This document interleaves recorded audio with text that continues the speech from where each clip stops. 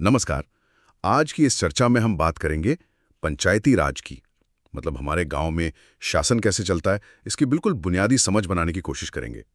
हम देखेंगे कि गांव के लेवल पर फैसले कैसे होते हैं, योजनाएं कैसे बनती हैं और हाँ, सबसे जरूरी, आम लोग इसमें कहाँ और कैसे जुड़ते हैं। इसके लिए हमारे पास स्रोत है कक्षा 6 की सामाजिक विज्ञान की किताब का एक अध्याय, और इसमें ना एक गांव है हरदास, उसी की कहानी से ये पूरी प्रक्रिया समझाई गई है। तो आज हम इसी कहानी के आईने में देखेंगे पंचायती राज को। तो चलिए शुरू करते हैं गांव की अपनी सरकार का ये विश्लेषण। देखते हैं कि ये जमीनी लोकतंत्र असल में काम कैसे करता है। तो कहानी शुरू होती है हरदास गांव से। वहां भाई चुनाव हुए हैं, नई पंचायत बन गई है और आज ग्राम सभा की पहली बैठक है। माहौल में थोड़ी उत्सुकता है।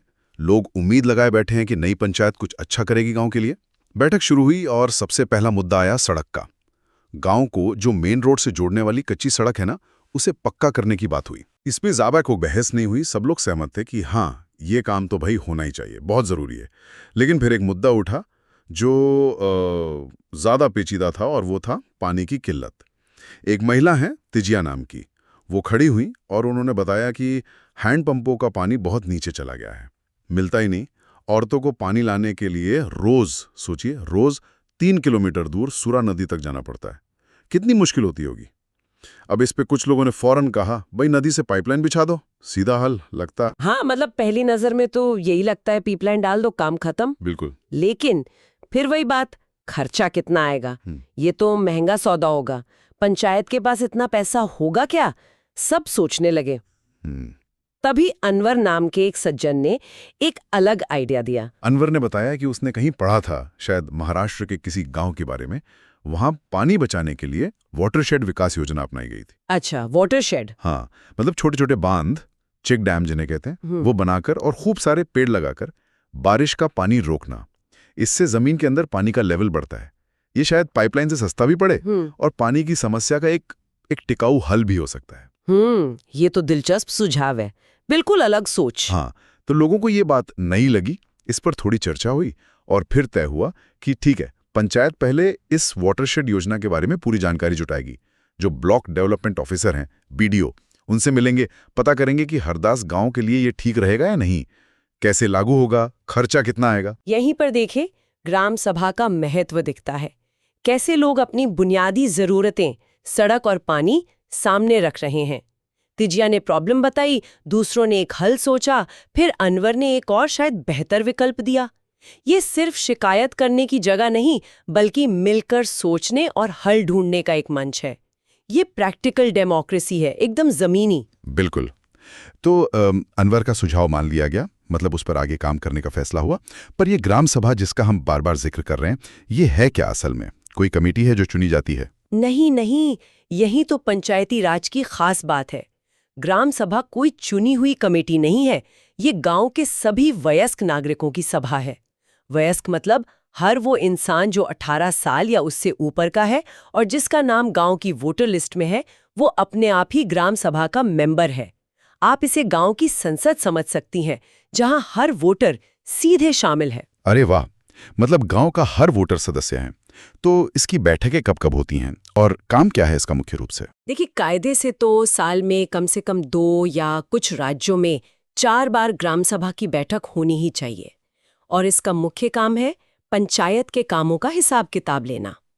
जो ग्राम पंचायत चुनी गई है ना, वो ग्राम सभा के सामने रिपोर्ट रखती है, क्या काम किया, कितना पैसा आया, कहाँ खर्च हुआ, आगे क्या प्लान है। और लोग सिर्फ सुनते हैं या कुछ कह भी सकते हैं? नहीं, बिल्कुल कह सकते हैं। यही तो इसकी ताकत है। ग्राम सभा में मौजूद लोग सवाल पूछ सकते हैं, अपनी राय दे सकते हैं, किसी योजना से असहमति जता सकते हैं, नए सुझाव दे सकते हैं।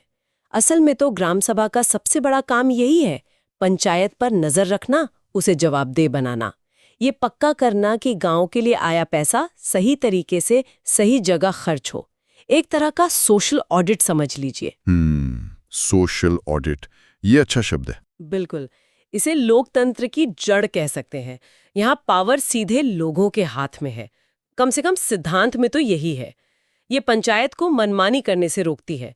जैसे हरदास गांव में हुआ, सड़क और पानी के मुद्दे उठे, लोगों ने अपनी बात रखी, पंचायत को सुनना पड़ा। अगर ग्राम सभा एक्टिव न हो, लोग जागरूक न हो, तो पंचायत कंट्रोल किसका रहेगा? ठीक है, ये बात समझ आई कि ग्राम सभा मतलब सबकी सभा, सबकी आवाज। लेकिन फिर रोजमर्रा के काम कौन देखता है? फैसले लागू कौन करता है? मतलब वो जिसे हम आम भाषा में पंचायत कहते हैं। हाँ, वो है ग्राम पंचायत। इसका गठन होता है चुनाव से। गांव को ना छोटे छोटे हिस्सों में बांट देते हैं, जिन्हें वार्ड कहते हैं। अच्छा, वार्ड। हाँ, हर वार्ड से लोग अपना एक प्रतिनिधि चुनते हैं, जिसे वार्ड पंच या सिर्फ पंच कहते हैं। और फिर पूरे गांव के लोग मिलकर पंचायत के मुखिया को चुनते हैं, यानी सरपंच। कहीं कहीं प्रधान या मुखिया भी कहते हैं। सरपंच और पंच, जी। यही चुने हुए सरपंच और सभी पंच मिलकर बनाते हैं ग्राम पंचायत। ये गांव की कार्यपालिका है, मतलब काम करने वाली संस्था। इनका कार्यकाल आमतौर पर 5 साल का होता है। और इनके कामों में मदद के लिए भी कोई होता है, जैसे रिकॉर्ड वगैरह रखना? हाँ, बिल्कुल। पंचायत के बहुत सारे प्रशासनिक काम होते हैं। मीटिंग बुलाना, रिकॉर्ड रखना, सरकारी चिट्ठी पत्री देखना, हिसाब रखना। इन सब कामों के लिए एक सरकारी कर्मचारी होता है, जिसे पंचायत सचिव या कहीं कहीं ग्राम विकास अधिकारी, वीडीओ भी कहते हैं। अच्छा, ये सरकारी कर्मचारी होता है, चुनाव आने? नहीं, ये बहुत महत्वपूर्ण अंतर है। सरपंच और पंच चुने हुए प्रतिनिधि हैं, वो लोगों के प्रति जवाबदेह हैं। लेकिन सचिव सरकार द्वारा नियुक्त कर्मचारी होता है, वो सरकार के प्रति जवाबदेह है। उसका काम है नियमों का पालन करवाना, रिकॉर्ड सही रखना और प्रशासनिक मदद देना। वो ग्राम सभा और ग्राम पंचायत दोनों की मीटिंग्स का रिकॉर्ड रखता है। ये रिकॉर्ड्स बहुत जरूरी होते हैं। समझ गया। तो ग्राम सभा यानी सब वोटर दिशा तय करती है, और ग्राम पंचायत यानी चुने हुए लोग प्लस सचिव उसे लागू करते हैं। क्लियर हुआ। अच्छा, वापस हरदास गांव की बैठक में चलते हैं। वहां पानी और सड़क के अलावा एक और बड़ा हंगामा हुआ था। हाँ, वो बीपीएल लिस्ट वाला मामला। हाँ, गरीबी रेखा से नीचे, बिलो पॉवर्टी लाइन, बीपीएल वाले परिवारों की लिस्ट। सरकार की कई योजनाओं का फायदा इसी लिस्ट से मिलता है ना। तो जब मीटिंग में सचिव वो लिस्ट पढ़ रहे थे, तो लोगों ने देखा कि भाई इसमें कुछ गड़बड़ है। क्या गड़बड़ थी? लोगों ने सुना कि लिस्ट में नटवर और बिरजू जैसे लोगों के नाम हैं, जिनके पास अच्छी खासी जमीन है, पक्का घर, मोटरसाइकिल। मतलब साफ है कि वो गरीब नहीं है। और दूसरी तरफ ओम प्रकाश जैसे लोग, जो बेचारे वाकई बहुत गरीब हैं, मजदूरी करते हैं, मुश्किल से गुजारा होता है, उनका नाम लिस्ट में है ही नहीं। ओहो, ये तो गड़बड़ है सच में। हाँ, तो कानाफूसी शुरू हो गई। लोगों को लगा कि नटवर और बिरजू ने जरूर सरपंच पर दबाव डाला होगा या अपनी पहुंच इस्तेमाल की होगी। तभी सरोज नाम की एक महिला, उन्होंने हिम्मत दिखाई। वो खड़ी हुई और सीधे पूछा कि ओम प्रकाश का नाम लिस्ट में क्यों नहीं है, वो तो सबसे गरीब है। उन्होंने जोर देकर कहा कि उसका नाम लिस्ट में डालो। वाह, हिम्मत दिखाई उन्होंने। बिल्कुल। अब माहौल थोड़ा गर्म हो गया। सरपंच को जवाब देना पड़ा। उन्होंने लोगों को शांत किया, कहा कि ठीक है, इस मामले को देखेंगे, जो सर्वे हुआ था उसके नियम देखेंगे, और अगर ओम प्रकाश वाकई बीपीएल के लायक पाया गया तो उसका नाम जरूर जोड़ा जाएगा। ये बीपीएल लिस्ट वाला किस्सा बहुत कुछ कहता है। ये दिखाता है कि ग्राम सभा कैसे सिर्फ विकास पर ही नहीं, बल्कि सामाजिक न्याय और पारदर्शिता पर भी नजर रख सकती है। यहाँ योजनाओं के अमल में जो धांधली या गलतियां होती हैं, उन पर भी सवाल उठ सकता है। सरोज का बोलना ये दिखाता है कि एक आम नागरिक भी अगर हिम्मत करे तो सिस्टम को जवाबदेह बना सकता है। ये सिर्फ एक लिस्ट की गलती नहीं, ये दिखाता है कि कैसे लोकल लेवल पर पावर और प्रभाव काम करते हैं और कैसे ग्राम सभा उन्हें चुनौती दे सकती है। सही बात है। अच्छा, हमने ये तो देखा कि पंचायत बनती कैसे है और ग्राम सभा कैसे उस पर नजर रखती है, पर ये ग्राम पंचायत असल में काम क्या-क्या करती हैं? क्या है इसकी मुख्य जिम्मेदारियां? देखिए, काम तो बहुत सारे हैं। स्रोत के हिसाब से देखें तो कुछ मुख्य काम हैं, जैसे गांव की सड़कें, नालियां, पुलियां वगैरह बनवाना और उनकी मरम्मत करवाना, पीने के साफ पानी का इंतजाम करना, नए हैंडपंप लगवाना, कुओं की सफाई, पानी की टंकी की देखरेख। पानी तो बहुत जरूरी है। बिल्कुल। फिर स्कूल की बिल्डिंग, आंगनवाड़ी, पंचायत घर जैसी जो सार्वजनिक इमारतें हैं, उनका रख रखाव, गांव में स्ट्रीट लाइट लगवाना, जन्म और मृत्यु का रजिस्ट्रेशन करना। अच्छा, ये रजिस्ट्रेशन भी पंचायत करती है? हाँ जी, और छोटे मोटे झगड़ों का निपटारा भी करती है कई बार। और सबसे महत्वपूर्ण काम है केंद्र और राज्य सरकार की जो विकास योजनाएं हैं, जैसे मनरेगा है, आवास योजना है, स्वच्छ भारत है, उन्हें गांव में लागू करवाना। बाप रे, इतने सारे काम। लेकिन सवाल फिर वही, पैसा कहाँ से आता है इन सब के लिए? पंचायतें टैक्स लगाती हैं क्या? हाँ, थोड़ा बहुत टैक्स लगाने का अधिकार होता है पंचायतों को, जैसे घरों पर, दुकानों पर या गांव में कोई मेला लगता है, बाजार लगता है, उस पर हल्का फुल्का टैक्स लगा सकती हैं। लेकिन सच कहूं तो इस लोकल टैक्स से इतनी आमदनी नहीं होती कि सारे काम हो जाएं। ये बहुत कम होता है अक्सर। तो फिर मुख्य सोर्स क्या है? मुख्य सोर्स है सरकारी पैसा। राज्य सरकारें जो फाइनेंस कमीशन की सिफारिशें होती हैं, उसके आधार पर पंचायतों को उनकी आबादी और ज़रूरत के हिसाब से फंड देती हैं। फिर जो केंद्र और राज्य की अलग अलग स्कीमें हैं, उनका पैसा भी सीधा पंचायतों के खाते में आता है। ये पैसा अक्सर जिला पंचायत और ब्लॉक पंचायत के जरिए ग्राम पंचायत तक पहुंचता है। और हाँ, कभी-कभी लोग खुद भी दान दे देते हैं या श्रमदान करते हैं किसी खास काम के लिए। अच्छा, यानी ज्यादातर निर्भरता सरकारी फंड पर ही है। बिल्कुल। और यहीं पर ग्राम सभा की भूमिका और भी बढ़ जाती है। ये देखना कि जो सरकारी पैसा आया है वो सही तरीके से खर्च हो रहा है या नहीं, कोई हेराफेरी तो नहीं हो रही, काम की क्वालिटी कैसी है, फंड का सही इस्तेमाल और पारदर्शिता, ये पंचायतों के लिए एक बड़ी चुनौती रहती है हमेशा। ये बात तो है। चलिए एक बार फिर हरदास गांव चलते हैं। वहां पानी की समस्या का क्या हल निकला था फिर, वो वाटरशेड वाले आइडिया के बाद? हाँ, वहाँ ग्राम सभा ने 2 तरह के फैसले लिए थे काफी सोच समझकर। क्या थे वो? पहला तो था फौरी राहत के लिए। तय हुआ कि जल्दी से गांव के जो पुराने कुएं हैं उनकी सफाई करवाई जाए और 2 हैंडपंप जो लगभग सूख गए थे उन्हें और गहरा खुदवाया जाए, ताकि लोगों को तुरंत कुछ पानी तो मिलने लगे। ठीक है, ये तो फौरी उपाय हुआ। हाँ, और दूसरा फैसला था लंबे समय के हल के लिए। ग्राम सभा ने पंचायत को कहा कि आप ब्लॉक ऑफिस जाइए, बीडीओ से मिलिए और इस वाटरशेड योजना के बारे में पूरी जानकारी लेकर आइए। पता कीजिए कि यह हरदास गांव के लिए ठीक है या नहीं, कैसे लागू होगी, कितना खर्चा आएगा। और पंचायत सचिव ने ये सारे फैसले मीटिंग के रजिस्टर में बाकायदा नोट कर लिए और ये भी तय हुआ कि अगली ग्राम सभा की बैठक में इन दोनों कामों पर क्या प्रगति हुई, इसकी समीक्षा की जाएगी। मतलब सिर्फ फैसला करके छोड़ नहीं दिया, फॉलो अप भी होगा। ये तो काफी व्यवस्थित तरीका लगा। हाँ बिल्कुल, ये दिखाता है कि कैसे तात्कालिक जरूरत और स्थायी समाधान दोनों पर सोचा गया और फॉलो अप का सिस्टम तो बहुत जरूरी है जवाबदेही के लिए। ये अच्छी प्लानिंग का उदाहरण है। अभी तक हम ज्यादातर ग्राम पंचायत और ग्राम सभा की ही बात कर रहे हैं, जो गांव के लेवल पर है। लेकिन आपने बताया कि ये सिस्टम 3 स्तरों पर काम करता है। वो कौन-कौन से हैं? जी हाँ, भारत में पंचायती राज का ढांचा त्रिस्तरीय है। 3 लेवल है। पहला तो हो गया ग्राम पंचायत, गांव के स्तर पर। बिल्कुल। इसके ऊपर आता है दूसरा स्तर, जो ब्लॉक या तहसील या मंडल लेवल पर होता है। इसे अलग अलग राज्यों में अलग अलग नाम से जानते हैं, जैसे जनपद पंचायत, पंचायत समिति, क्षेत्र पंचायत। कई सारी ग्राम पंचायतें मिलकर एक जनपद पंचायत के अंडर आती हैं। इसका काम होता है ग्राम पंचायतों के कामों में तालमेल बिठाना और उनकी देखरेख करना। अच्छा, ब्लॉक लेवल पर समन्वय।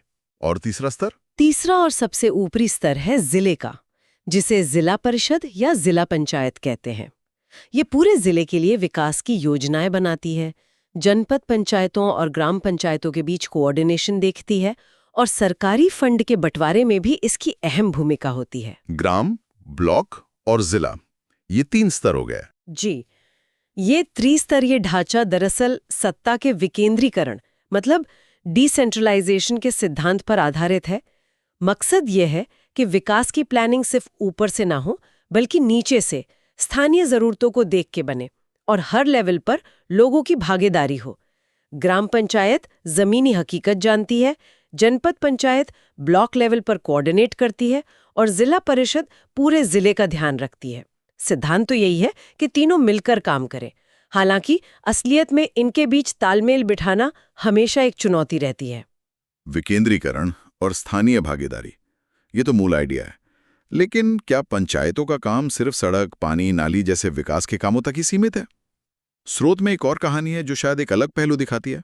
हाँ, आप निमोन गांव की बात कर रहे हैं शायद, महाराष्ट्र का। हाँ बिल्कुल, वहां भी पानी की किल्लत थी और टैंकर से पानी आता था। गांव में एक कॉमन टंकी बनी थी पानी भरने के लिए, लेकिन गांव के कुछ ऊंची जाति के लोगों ने दलित समुदाय के लोगों को उस टंकी से पानी नहीं लेने दिया। कहने लगे कि उनके छूने से पानी अपवित्र हो जाएगा। शी, ये तो बहुत ही गलत बात है। हाँ, तो ये मामला पंचायत में गया। पंचायत ने सुना और फिर एक बहुत साफ और कड़ा फैसला लिया।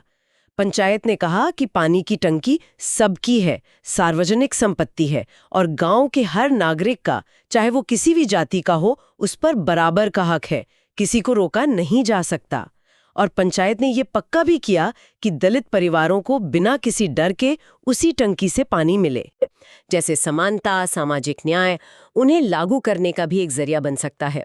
जहां समाज का एक हिस्सा भेदभाव कर रहा था, वहीं गांव की चुनी हुई सरकार ने कानून और इंसानियत का साथ दिया। ये एक आदर्श स्थिति है जहां पंचायतें न सिर्फ विकास करें बल्कि सामाजिक बुराइयों के खिलाफ भी खड़ी हों। हालांकि ये भी सच है कि ऐसा हमेशा नहीं होता।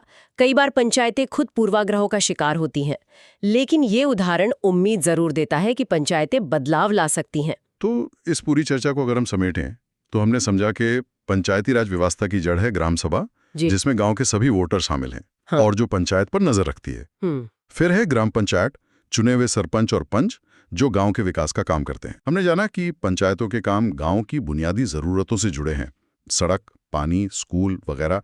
इसके लिए उन्हें लोकल टैक्स और खासकर सरकारी ग्रांट से पैसा मिलता है। और ये पूरा सिस्टम 3 लेवल पर काम करता है, ग्राम, ब्लॉक और जिला। बिल्कुल। लेकिन इन सब प्रक्रियाओं और ढांचों के पीछे जो एक बात बार बार सामने आई, वो है लोगों की भागीदारी। लगता है इसके बिना ये सिस्टम शायद अधूरा है। आपने बिल्कुल सही नब्ज पकड़ी है। देखिए, ये व्यवस्था कागज पर संविधान में बहुत मजबूत बनाई गई है, इसे अधिकार दिए गए हैं, फंड भी मिलता है। लेकिन इसकी असली ताकत, इसकी कामयाबी इस बात पर निर्भर करती है कि गांव के आम लोग इसमें कितना हिस्सा लेते हैं। क्या वो ग्राम सभा की बैठकों में जाते हैं? क्या वो अपनी जरूरतें, अपनी शिकायतें बिना डरे रखते हैं? क्या वो पंचायत से सवाल पूछते हैं, जैसे हरदास गांव में सरोज ने बीपीएल लिस्ट पर पूछा या अनवर ने पानी के लिए नया आइडिया दिया? क्या वो कामों की क्वालिटी देखते हैं?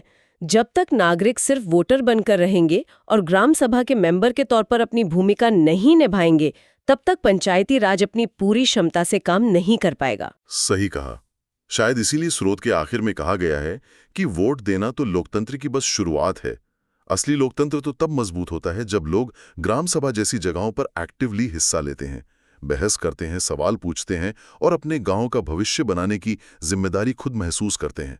वो नारा है ना, पंचायत हमारी, जिम्मेदारी हमारी, ये शायद सिर्फ नारा नहीं, इस पूरी व्यवस्था का सार है। और यहीं से एक सवाल भी उठता है जिस पर हमें सोचना चाहिए।